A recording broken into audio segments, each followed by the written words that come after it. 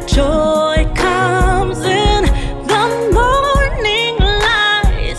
So I march on to a new song, 'cause I've been marching to that old one way too long. And I gotta move on and take new steps every day, 'cause I know there is got to be another way. And a brighter day, so I march on.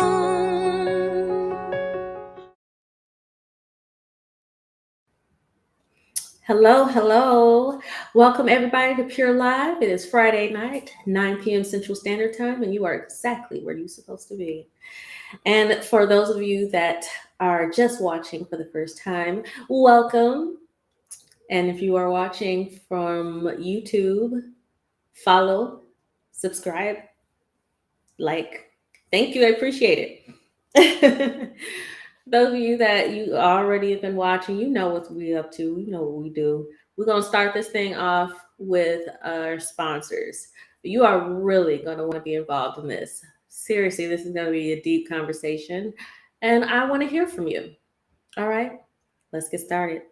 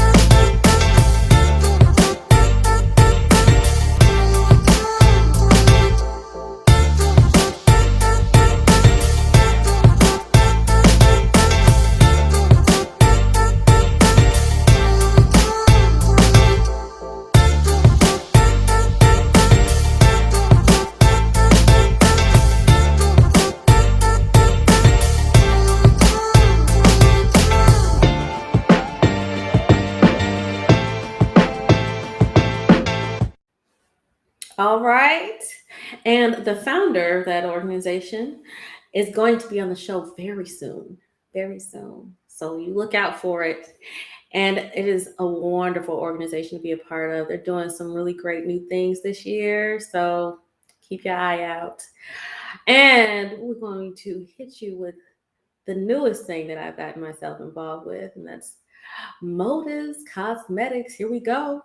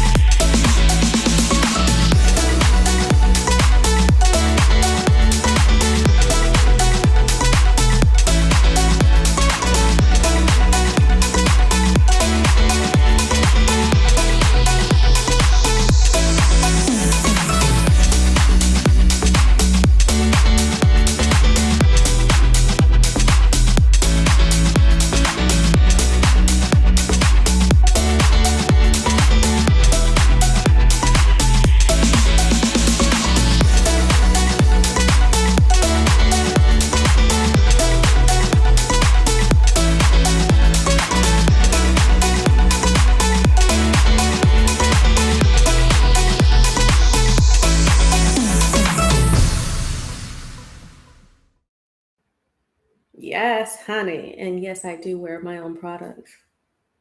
Facts. All right. You can go to my website, asiajamal.com, and you will see under the menu, Motives Cosmetics, and you will get your discounted prices from me.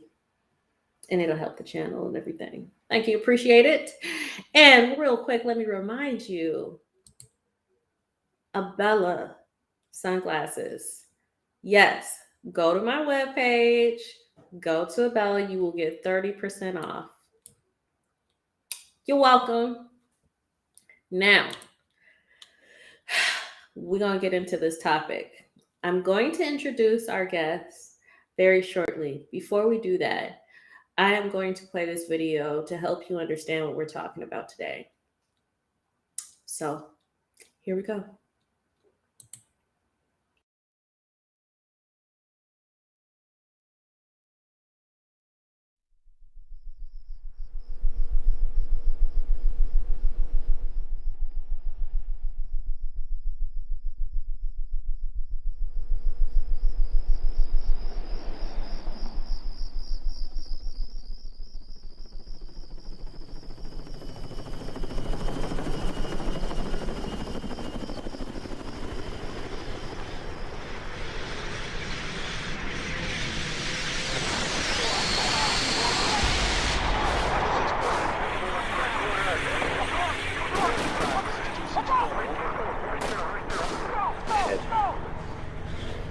On the right.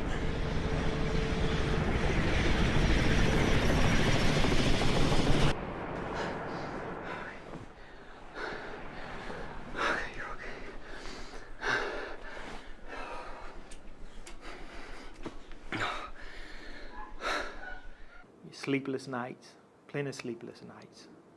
Waking up in the middle of the night, can't go back to sleep. Wanting to be all by myself, not wanting to talk to anyone, lock the door and just stay inside the house. I would isolate and I would just sit at one spot for the entire day. No, I was having symptoms of depression. I was having symptoms of where I'd withdraw away from the people that were closer to me. I was had a lot of dreams and and stuff, and it just affected me significantly.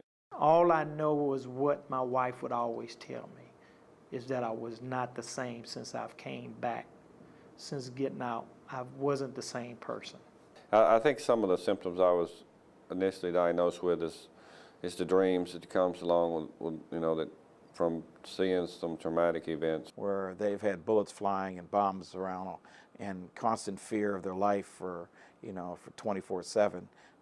There's going to be much more opportunity for post-traumatic stress and other issues coming out. After laying out my problem and just talking to the doctor about what was going on, he finally said, well, you might not want to believe it, you might not want to hear it, but you're depressed and you're having really strong signs of post-traumatic stress disorder. Once I came back and realized where I had been and what I had seen and what I had done, kind of hits you a little bit, and you have to kind of start to deal with it. I had to really accept that I had post-traumatic stress disorder. I had to accept it. That's the first thing you have to do. You have to accept it. We can offer individuals with post-traumatic stress disorder a range of therapies we did not have previously.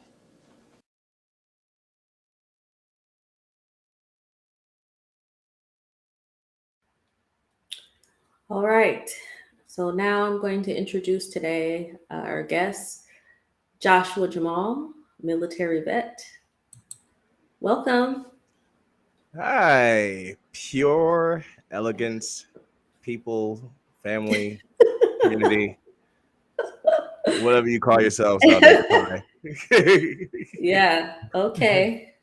I'll call them pure lifers. Okay, pure lifers. There you go. There you go. All right. So I'd like you to introduce yourself to the audience, please, and thank you. Well, my name is Joshua Jamal. I am a Army vet. The MOS that I had at the time when I was in was a automated logistical specialist. I did, however, train with an infantry division, Charlie 347, and my last unit that I was attached to was 1st to 14th Field Artillery Battalion. Wow. In Fort Sill, Oklahoma. Okay. To a lot of people, that sounds like a bunch of gibberish. What is an MOS? Job. It's pretty much a military's way of saying job. Okay. It's an acronym for, I think it's military operations specialist, something like that, or specialty, Okay. some around those nature. That But makes sense. but it's pretty much your job. What is your job? So Okay. And please, you guys, feel free to comment or ask questions. We welcome them and want you to join in on the conversation. So I'd like you to walk us through, because you've been on the show before and you Mhm. have touched a little bit on some of the trauma that you experienced. But I Okay. want you to walk us through, first of all, what was your training like? Well, um, and let's just say the government takes a person and gives them an entire mental overhaul that pretty much um, destroys the civil aspect that anybody would have. You know, when they take you in and put you through basic training, they literally strip you from the mindset of a civilian, and they pretty much redefine you or rebuild you as a as one as almost I guess a bad not a better way of saying it, as like a robot. you know um I would say a kind of a exaggerated but yet true analogy of it is, I don't know if you guys are Marvel fans, but if you guys remember Bucky Barnes, Hmm. he's a good example of somebody, um of what military would do to you or could do to you. He's a good example of that. Jeez Louise. Um, It's slightly exaggerated, but it's more okay. close to truth than you think, actually. Okay.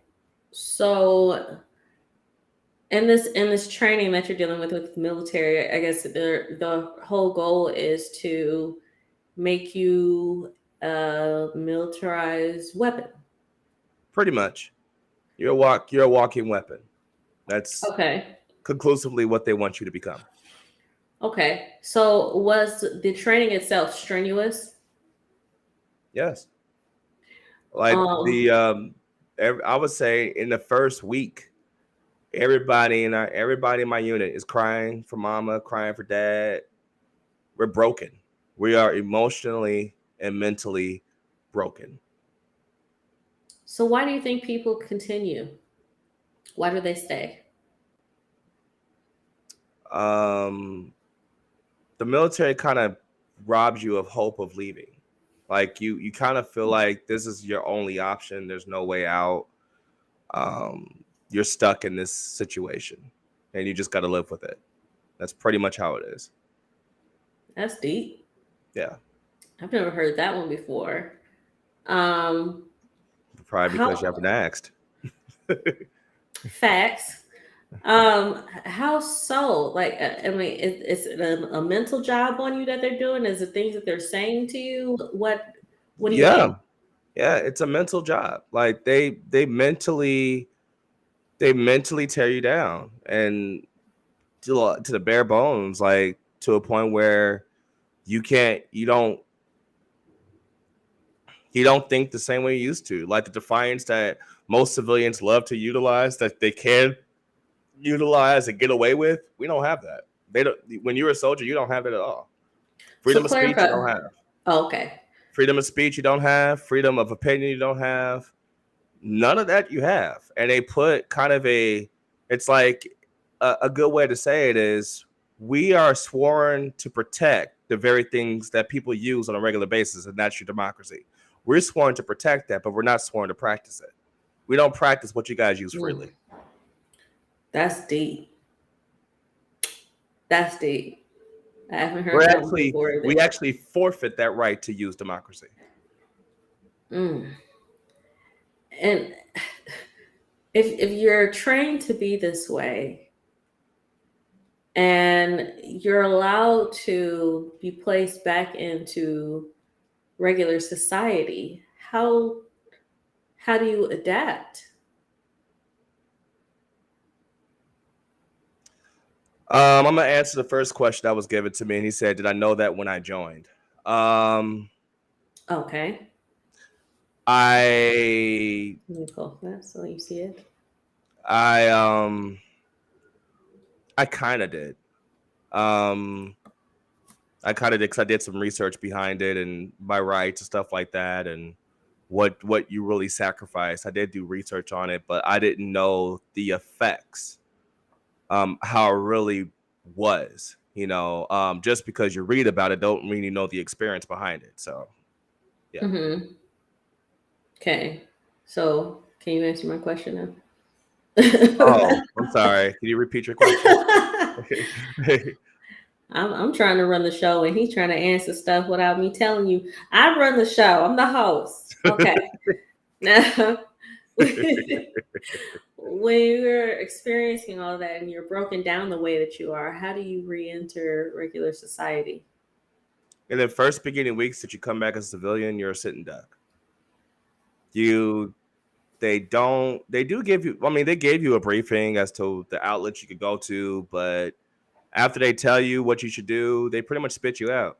And then you still have the mindset of being a government official, government property. You don't transition out of it, not even by a long shot. You're still a being that needs direction, and then you don't get it, so you start to resort to the last directive that you had before you left, which is military bearing and everything else. And you can't blend military bearing with civilian bearing because they're night and day. A military man is not the same as a civilian man, which is why you had to let that go when you joined in the first place. Mm. Well, you've been on the show before and have talked about some of the experiences that you had that you wish you never had. I'm going to play another video just to give an idea of some things that people have gone through. And then I want you to speak on your experience the best way that you can. Okay. Tonight, a soldier initiation caught on tape. This disturbing video was taken at a North Carolina base earlier this year, and tonight the soldier's father is calling for the man who hit his son with a wooden mallet to be seriously punished. Michigan Senator Carl Levin is also weighing in. Today, he released a statement asking the Army to review this case. 24 Hour News 8's Crystal Hilliard spent time with that soldier's family and joined us in studio with this story. Crystal? Marley, tonight the soldier is unable to do what he signed up for. He flies a special type of plane, among other things, but because he had a seizure during that initiation, his chances of ever being the sergeant he trained and studied to be are in jeopardy. He said, but I want to do it. I want to fight for our freedom. At 17 years old, Philip Roach approached his father, a military vet, ready to follow in his footsteps. After proudly watching his son serve in the Army for 5 years, everything changed when he recently got a hold of this video. In April, Philip was promoted from specialist to sergeant. We're told this was meant to serve as some sort of initiation. But it doesn't end there. After trying to regain his balance, the sergeant collapses and hits his head on the chair. The video stops, but he had a seizure. He needs punishment. That was assault. That was assault with a deadly weapon. He could have killed my son. And he should pay for it. His father tells us both the soldier holding the wooden mallet and the one filming this video are his son's superiors. We're told the video was taken at Fort Bragg with a number of people around him. I'm not mad at the Army. I'm mad at the individuals who've done it. And who's trying to give a little slap on the wrist and say, okay, it's good to go. Let's just sweep it under the rug, send him somewhere else, and be done with it.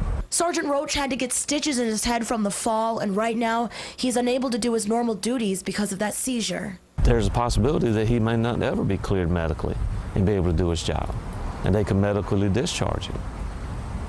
And that's, just because of this stupid hazing. If that happened, what would that do to you? Crush me. Now, after reaching out to the president's office, Roach's father received a letter back acknowledging the unauthorized ceremony. The Army called it a clear incident of hazing that caused injury to a great soldier. The letter also confirms the man who actually hit him in that video has been reprimanded. But Roach's father calls it a slap on the wrist and wants to see a more serious punishment applied. I'm Crystal Hilliard. Back to you. Again, I'm going to remind you guys, we do want your questions and your comments. So moving forward, Joshua, you had your own experience, which you have mentioned on the show. Yeah. And I'm not going to ask you to speak on the politics of the military. I think we all have our own assumptions on the bureaucracy and things, the red tape or whatever you want to call it, that goes on regarding how people are actually handled when doing something they're not supposed to, and they're in a superior place. I will not ask you to speak on that. Okay. I've never been in the military. I say what I want to say.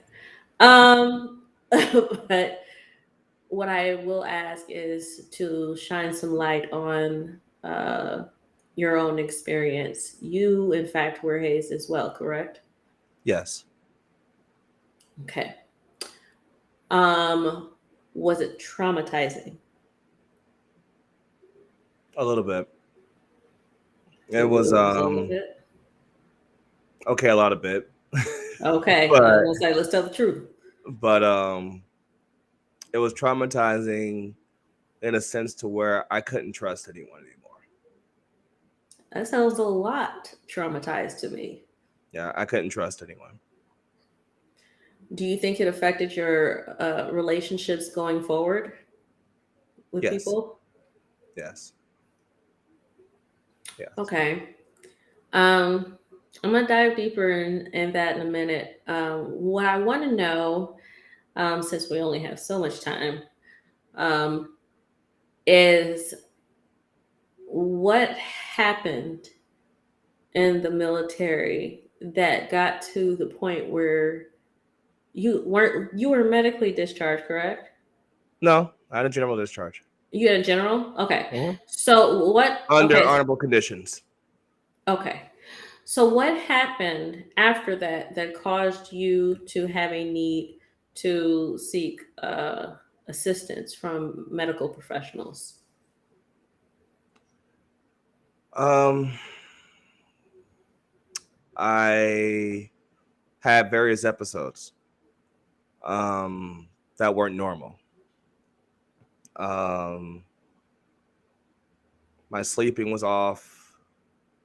Um, I kept, it's like I was here and not here at the same time. My mind just wasn't here. I was in a different place. It still happens to this day sometimes. Um, but I just knew something was off. So I went, but I tried to live with it. And then it got to a point where loved ones heavily suggested that I go see some help. So that's what I did. Okay. But did you believe that you needed help?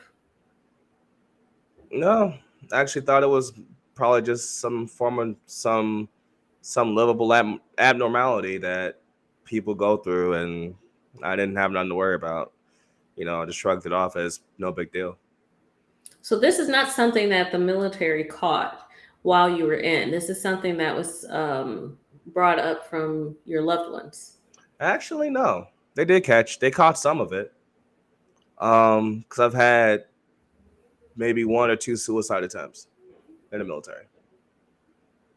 That's a big deal. What did they do about it? Um, I was watched, and yeah, I was watched. They were gonna put me under a Lautenberg Amendment, but they decided not to. But because I began to kind of come out of that spell of suicide. Um, but yeah, I was under surveillance for a while and stuff like that. What do you think drove you to that point? The trauma did. From what specifically? The hazing, the abuse of the abusive use of rank, not having a voice, and saying how I feel, and having to just take everything that was given to me, even when I found it was unjust and things of that sort. Like I got bullied. I got bullied in the military as well. So I got humiliated quite a few times. This was off duty and on duty. I couldn't say nothing about it. I had no evidence, and the people who did it were superiors. And anybody who knows military, they're not going to take the word of a private over a sergeant. Sergeant could deny it at all costs and be as if they didn't do anything. The only time where I might even have a chance of them possibly hearing me is if I was a female. But if I was a male who was a private, they wouldn't hear me. Not at all. Well, okay, don't know what that was. Well, there's quite a few females that say they're not heard as well. That's why I said it could. You had a Yeah. better chance of being heard as a female, but you wouldn't get heard at all as a male who's a private. So and at the time, a lot of the trauma I went through was while I was a private. So you guys understand, I'm speaking to my brother right now. I chose him to be a guest on the show because I knew that he experienced PTSD. Some of the things he's stating right now, though, is the first time I'm hearing it. So a little emotional. But please feel free to ask questions and comment. I will see them and address them, and so will Joshua. Um, what we're going to do is we're going to stay true to tradition, and we're going to transition to our game, Find the Fake. Before that, we do our little transitional video, take a break, and then we're going to get into the game. All right, here we go.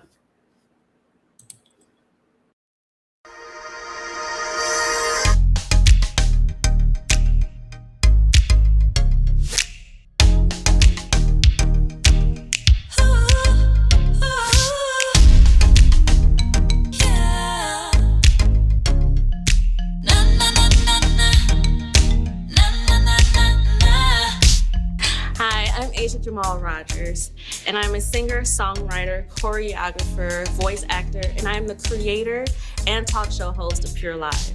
P.U.R.E is an acronym for Perfectly Undefined Raw Elegance. So naturally, we want our content to be pure, raw, and elegant. It airs live every Friday at 9 p.m. Central Standard Time on YouTube and Facebook. And if you'd like to see all of the episodes, you can reach it at asiajamal.com, ASIAJAMAL.com. Or if you'd like to be on the show, you can reach me at asia@asiajamal.com. Hope to see you soon.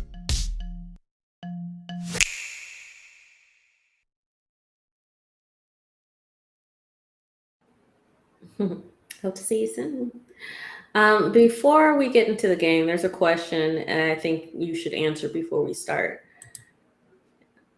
And is this something that everyone deals with, or were you singled out? Well, in my situation, I was singled out. Okay. I was singled out. You know, there was a time where, or at least people were singled out. There was one kid I remember, can't remember his name. I think his name was Hales, Private Hales, and he was Spitting out evidently. names. Okay, go ahead. I said you spitting out names. Okay, go ahead. Oops, my fault. Can I be stricken for the record? But anyways, there was a private, and he was evidently he had some obvious issues like retard issues, and he was really picked on for that by the group, and they kind of put me in that category, if that makes sense. They thought I was no different from him, but this was in basic training, and in fact, even when it was shown that I passed basic training, one soldier said that, oh, he passed basic training, now everybody can pass it, you know, that type of deal. And a drill sergeant blatantly told me that he saw me as a disgrace. And he said that to me. He didn't say it to every other soldier. So yeah, I had quite a few demoralizing experiences, and it didn't stop at basic. It carried over into my units as well. So yeah, I was singled out. Okay, kind of hard to transition from that to a game, but I'm going to do it anyway because I said I would. Maybe we could all use a little break. um, ladies and gentlemen, here we go with our game. Find the fake. The rules of the game are you need to look at all of the statements and identify which one is the fake. If you get the answer correctly, you can win a prize. So here we go.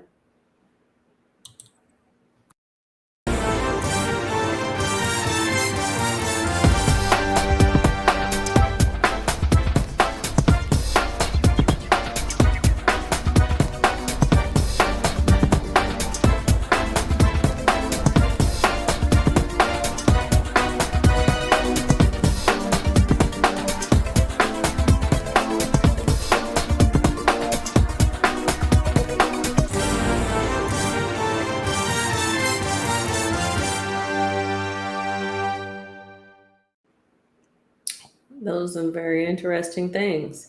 I don't want you to answer which one is the fake yet. We will replay this later on. What I want you to do is answer this other question. And that's how do you forgive? In the military, I don't even think that's the question. It's more of it's not even a question if you can forgive. It's more so, can I move on? Forgiveness, because again, you're taught to be a weapon, so you're taught to not have emotion. So a lot of the things I went through in what I would say a numb state. There was no emotions to tie to what I was going through whatsoever. It was like, well, that happened. What's next? Pretty much.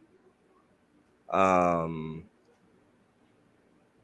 and when you transition from that mindset of being kind of robotic, heartless, or emotionless, and go back to being, you know, emotional, you began to probably pay attention to things that you didn't pay attention to at first, or all that begins to hit you at once, I would say. Yeah. Thank you. Um, and it's you're never really able. You're never. You really don't have a mindset of forgiving when you go through the stuff you go through in the military, because you just don't. You don't have the mindset for it. It's not about forgiveness. It's just like, dude, it happened. Don't worry about it. Forget about it. Let's move. That's pretty much what you deal with when you're in the military. Okay, so let me ask this. Now, you said it's not about forgiveness, but you know that you walked out of there traumatized. You Mm-hmm. know that you walked out of there with problems, with Mm-hmm. connecting with people, Mm-hmm. having relationship issues. Mm-hmm. Is there no blame there that you have to forgive?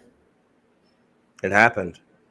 It's like what in a sense the military teaches you, like, what good will it do? What good will it do to complain? What good will it do to point fingers? What good will it do to seek redemption or vengeance? Or what good will it do? It's not going to change anything, and that's what happened in the military. It was like there was several times where I could have went to a superior and they would have just looked at me like, dude, are you serious right now? And all they would do is probably spit out my claim, and I would just put more attention on me than I need. So why did that attitude not transition to your personal? What do you mean? Well, you have emotional responses in your personal life. Mm-hmm. So as the military programmed you, Mm-hmm. why did that not transition to your personal life? What It did. changed? It did. I was, in the beginning, I was still a heartless individual. I didn't have emotions. I was still like that. Heartless. Well, that's an interesting way of explaining it. I But mean, are you saying people, that okay, you had I'm no going to say it emotion this at way. all? People would perceive it as heartless because something drastic can happen and you'll have a nonchalant response. Okay. You know, so they would see it as heartless, but it's not. You're just emotionless. You're just, you know. But are you telling me that you did not get upset with anyone after the military? I was upset when it happened. So what you're saying is it's not that you didn't get upset, is that it didn't stick with you. Right. It was like I imploded. I imploded, but there wasn't a thing I can do about it. And you just accepted that. And I just accepted that. Is it possible that, let me just go with me, is it possible that you are dealing with some personal parts of it, but just not recognizing what it's doing to your psyche or to your emotional state? What do you mean? Meaning, is it possible that maybe certain things have happened between you and other people and you don't recognize that it's changed your relationship necessarily, but it has? Like it did just brush over like you had to do in the military. that's a big possibility. I mean, I do believe my social interaction could very well be altered from what happened in the military. Mm-hmm. There's You another know, question. my aren't they just getting away with that type With of that abuse type in of the military? abuse. Yeah. The things that military are really getting away with, that's just the tip of the iceberg. So let me ask you this. Why join? Because we're not shown this aspect in the beginning. There is a pride of being a man in uniform to do what most of the US can't. You know, I've come across various briefings from like lieutenant colonels and colonels, and they will all talk about how less than 10% can actually pass basic training and become soldiers, you know, and how much of an accomplishment it is to be that. And that was actually something that it was a desire for me. And it was something that made me feel like something, made me feel important, you know, made me feel like I'm doing something for a change that is worthwhile, beneficial, legacy driven, you know, that type of deal, you know. Mm-hmm. And the military will sell you that. And in a lot of ways, you are doing something for the betterment of a multitude of people, but it still comes with this underlining aspect that people don't know about. And you got to kind of be hush about it because you got to portray this image of being a guardian of freedom and American way of life. That's it. That's part of our creed. Our creed is, I am a guardian of freedom and an American way of life. So we have to uphold that aspect in front of civilians, and you know, and not showing the problems and issues we go through behind closed doors while we're wearing that uniform. Mm. So let's get into the aftermath. So your loved ones knew you needed help. You saw you needed something. You didn't know that you needed that kind of help, but you started having signs before you left the military that something was going on with you. Mm-hmm. When you sought help, what did you do? I was honest about everything. To who? Um, um, I was being honest to, like, the psychological workers and stuff like that. Um, and I laid it all out, told him what happened. I cried out to him. I was like, look, here's what I got. What do you guys have for me? Mm. And I was looking for remedies and, looking for them to say something that says, okay, that's new. That might work. Stuff like that. Some of the stuff was kind of new. Other stuff just sounds like common sense.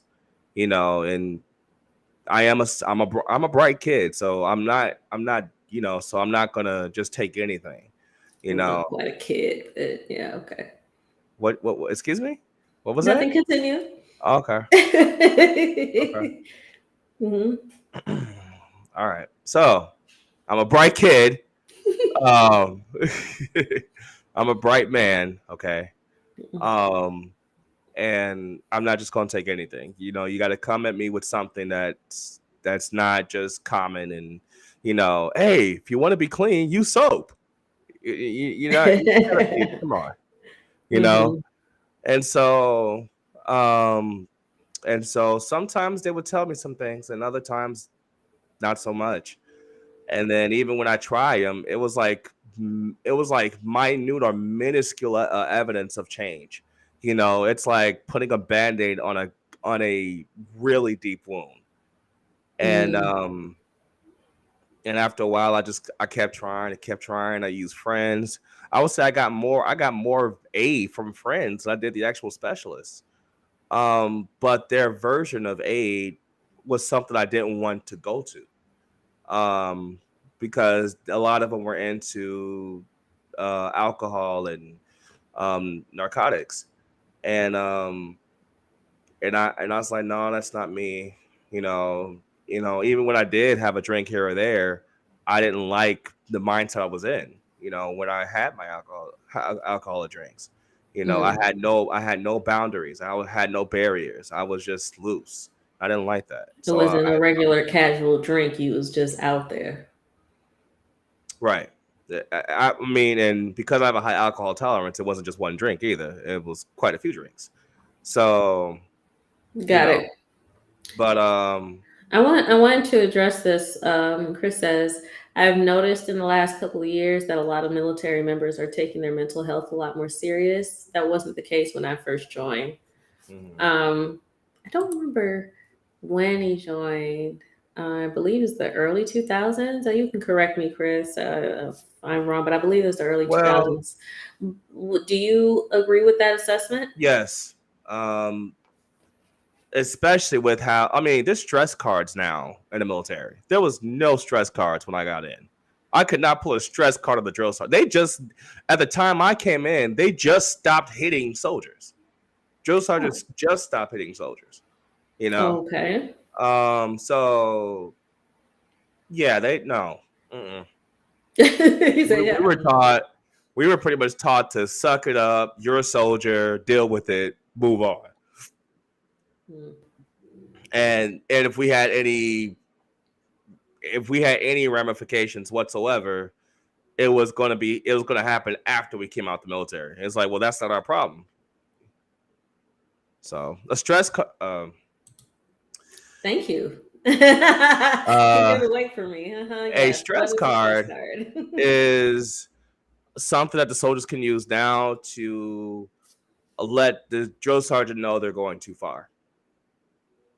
To kind of give consideration to the soldier so they won't overly do something that could either jeopardize their performance or their mindset or their mental psyche some type of way. you know. Do those And work? huh? Do those work? Do they abide by those? Well, if they have a stress card, they can easily the drill sergeants the drill sergeants really can't yell at you. It's like they'll have to talk to you firmly, but they can't yell at you, in certain ways.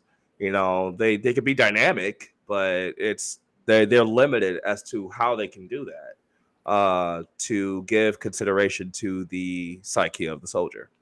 So what is it? Is it something they put up? Is it something hand to them? Is It's it it's a legitimate card. It's a legit stress card that they have that they're given to show if by chance they're going too far.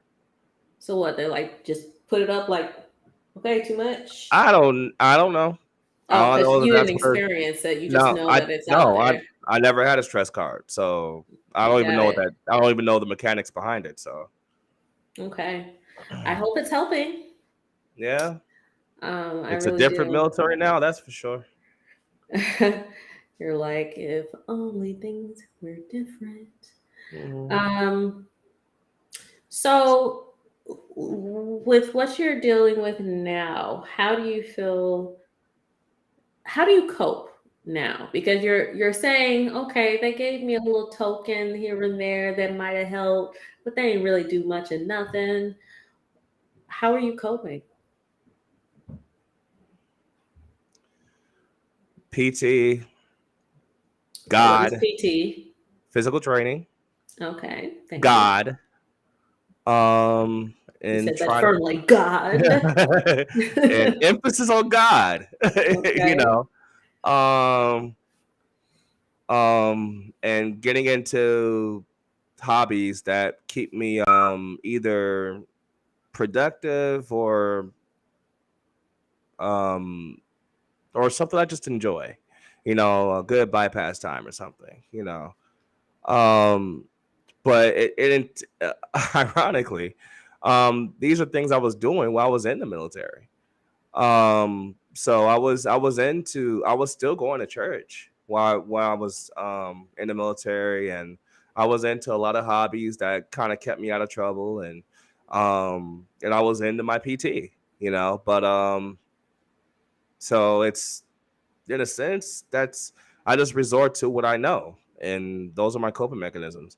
Hmm. Um, with the exception of the typical, which is, you know, third party influences like alcohol and drugs. Hmm. Um, so for the people that are dealing with loved ones that are dealing with PTSD, what is your advice to us? Um, d- we'll deal with the other question right after this. Do you have advice for us dealing with our loved ones dealing with PTSD from the military?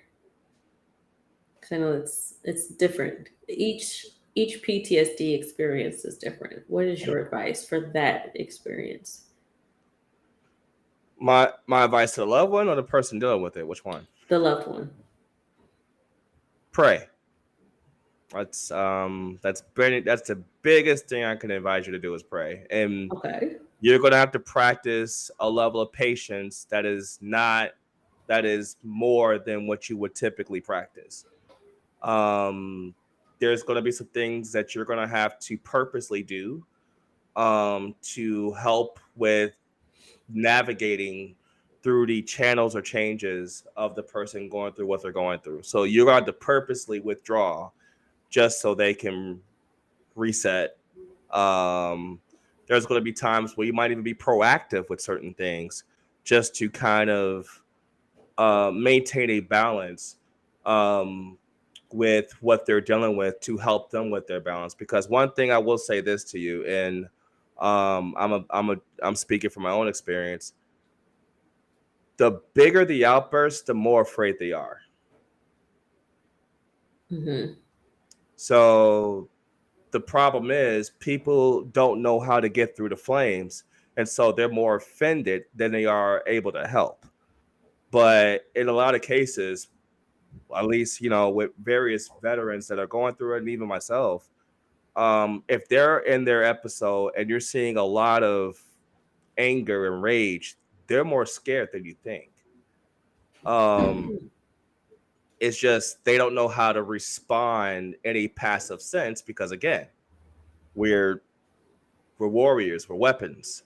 So all we know how to do is respond to it in a volatile way. And it's, we're in survival mode, if that makes any sense. And with that being said, with me saying that, I'm saying don't take the typical response. Try to be that individual that has a calming touch to help them get through it. And it's again, it's not easy. It's not easy to do, but that's really all I can suggest. Okay. And seeking counsel and therapy does help. But again, how they've been doing things is like taking a Band-Aid over a deep wound. So I'm praying that they do better with the programs and things they have for the vets. Because vets have lost hope from it because of the minor things they're doing with it, and they're resorting to trying to cope with it themselves, Yeah. and it's because the help that they are promised they're not really getting, So you're right, you shouldn't be afraid to do it, but they need to do better to where people are looking at that as a solution. Okay. Still with this question here. Did you share your issues with the military chaplain? No, I didn't. Why not?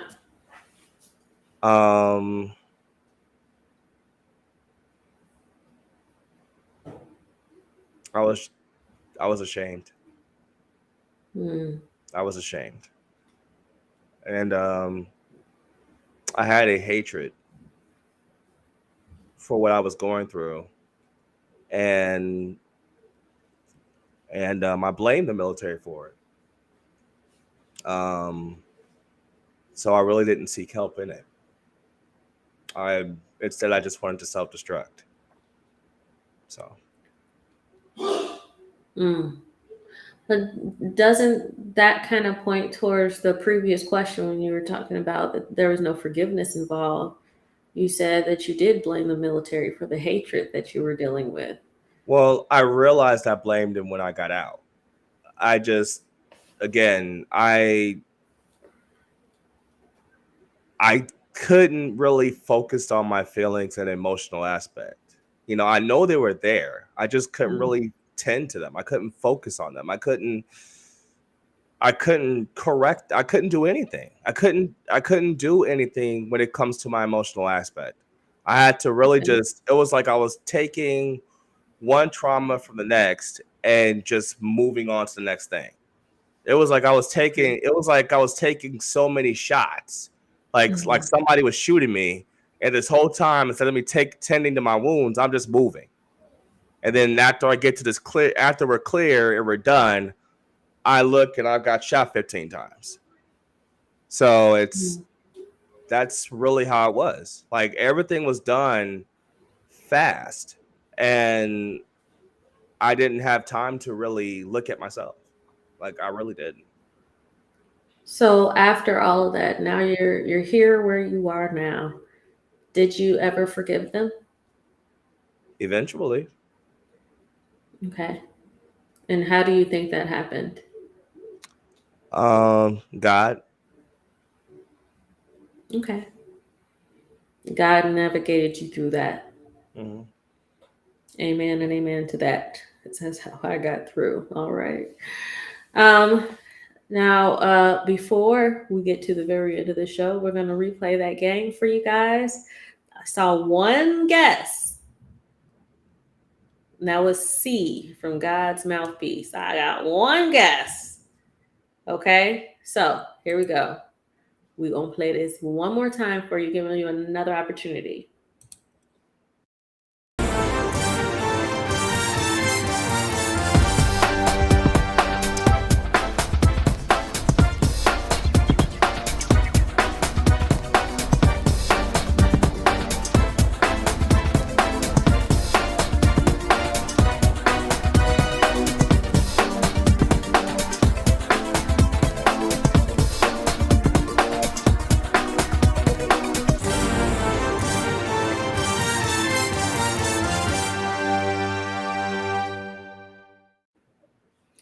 Now I'm gonna have to tell y'all. I had to ask my brother which one was the fake.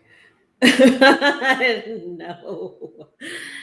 Chris says B. I Me Too says A.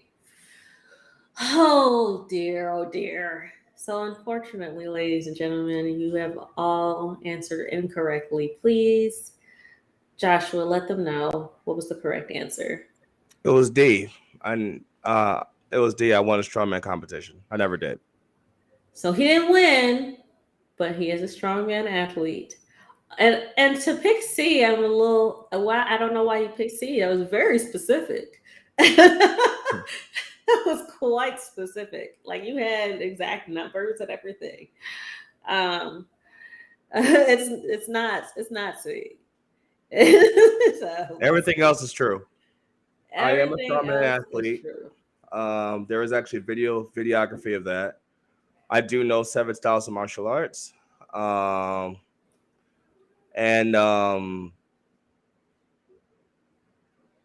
yeah, I know 7 styles of martial arts. So as a kid, I learned karate.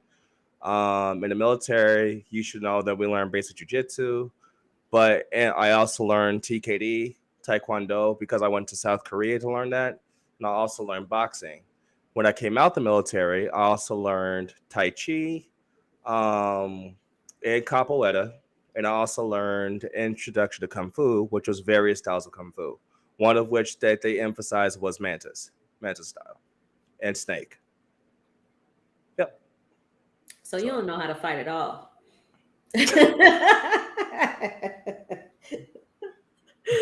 And just so y'all know, this dude is 6'3". I won't say how much he weighs unless he wants me to. No, don't say that, please. He ain't no little dude, is the bottom line. This is he's not a beast you want to poke at, okay? Just saying. He's loving, but he something else. All right, so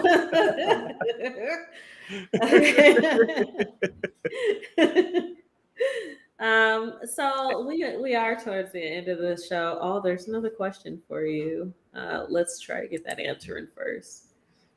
Do I try to avoid violence? Yes, I do. Violence for me is a last resort. Very last resort. That's great. Like I don't look to hurt people. I don't look to do anything, but you know that I'm not gonna say don't try me, because I will say try me if you want to, but I pray that you have I pray that people have enough sense to not do that. You know, but don't invite. You just thank you. I mean, you just said you try to avoid. That is not an avoidance. That is an invitation. I mean, That's you going. I don't pick a fight, but if they start it, I mean, I gotta finish it, right? No. You know. Oh my gosh. More prayer. I'm kidding. But no, no, fighting is really my last resort. It's something if I have to do, if my life is threatened, that's the only time to really take matters in that way. Use lethal force. Good. And thank you for your courage to be so transparent. I thank you as well. Thank you, family. Oh, love. Okay. So before we leave, I always give my guests an opportunity to have an exit word for the people. So, is there anything you'd like to say to our audience before we go? Yes, there is. When you see a veteran, show them appreciation on purpose. Just do it, because they're sacrificing so much and gaining so little. They're sacrificing so much and they're gaining so little. You know, to be stripped from any and all rights to being civil, just to ensure that we can lay down at night peacefully. is, it goes without saying. So I would say people have to take it upon themselves to show, just to do that on purpose, show their appreciation on purpose. You know, even if it's something that's thank you for serving, you're loved, something, you know, don't just walk past them, you know, because unless you served, you have no idea of what they sacrificed to ensure your freedom and to ensure your safety. So, All right, and amen. And on that note, remember to embrace God's perfect design, which is you. We will see you next week, 9 p.m. Central Standard Time, Friday night. Be here. And again, just in case I got to remind you,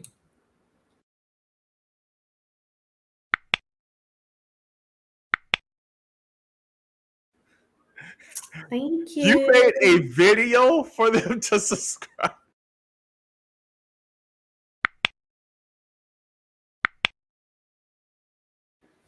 I said what I said.